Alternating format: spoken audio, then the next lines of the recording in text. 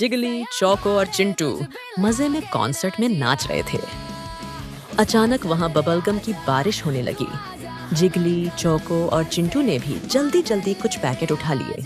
चलो अब ये यम्मी वाला बबलगम खाएं और बड़े बड़े बबल बनाएं।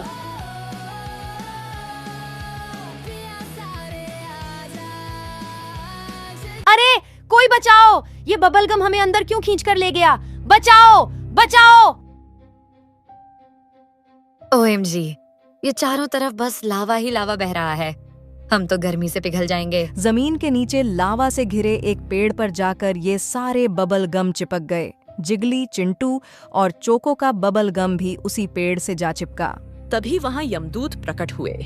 सभी लोग डर के मारे कांपने लगे। आप कौन हैं और हमें यहाँ क्यों ले आए? आ गए तुम तीनों, अब फंसे रहो यहाँ अपनी पूरी आयु। तो ये देखो अपने दुष्कर्म। यह कहकर यमदूत चोको, चिंटू और जिगली को कुछ दिखाने लगे। स्क्रीन में दिख रहा था कि कुछ दिन पहले चिंटू रास्ते से चल रहा था। इतने में उसके पास से एक बूढ़ी अम्मा फल की टोकरी लेकर गुजर रही थीं कि अचानक वह गिर गईं। उनकी मदद करने के बजाय चिंटू उन पर हंस पड़ा और वहां से चला गया। वैसे ही जिगली अपना पूरा चीज सैंडविच किसी से भी शेयर किए बिना खुद ही खा गया और उनकी दोस्त साइली भूखी रह गई। चौको ने भी बहुत सारी चिड़ियों को परेशान करके उनके नाक में दम कर दिया था। ओह नो, यमदूत जी, इस बार माफ कर दो। हम आगे से ऐसा बिल्कुल नहीं करेंगे। चिंटू की बात सुनकर यमदूत ने उन तीनों को एक बड़े से महल में ले आए। तुम तीनों को मुक्त होना है तो ये 3 पहेलियां को सुलझाओ। मैं पंख से भी हल्का हूं, फिर भी सबसे ताकतवर इंसान मुझे ज्यादा देर तक पकड़ नहीं सकता। जितना ज्यादा तुम मुझे नियंत्रित करते हो, उतनी ही शांत तुम्हारी दुनिया हो जाती है। दूसरी पहेली, मैं भारी नहीं हूं, फिर भी तुम्हारे दिल पर बोझ बन सकता हूं। मैं कोई जंजीर नहीं हूं, फिर भी तुम्हें कैदी बना सकता हूं। जितना ज्यादा तुम मुझे उठाते हो, उतने ही धीमे तुम्हारे कदम हो जाते हैं। मैं बीते हुए कल से जुड़ा हूं, पर आज की शांति छीन लेता हूं। मुझे छोड़ दो और तुम हल्के हो जाओगे। तीसरी पहेली, मैं बीज नहीं हूं, फिर भी बोने पर बढ़ता हूं। मैं हथियार नहीं हूं, फिर भी दिल तोड़ भी सकता हूं और जोड़ भी सकता हूं। जितना तुम मुझे बांटते हो, उतना ही मैं बढ़ता जाता हूं। अन्न देखा करो तो मैं मिट जाता हूं, संभालो तो दुनिया बदल देता हूं। मैं क्या हूं? यह कहकर यमदूत उन तीनों को राजा ध्रुवचंद्र के महल भेज देता है। वहां राजा यमदूत की पहली पहेली के उत्तर की खोज में लगे थे। अनेक लोग कोशिश कर रहे थे। तभी भीड़ में से किसी ने कहा कि यह तो पंख है। राजा ने नकार दिया। फिर किसी ने धागा बताया। राजा ने उसे भी नकार दिया।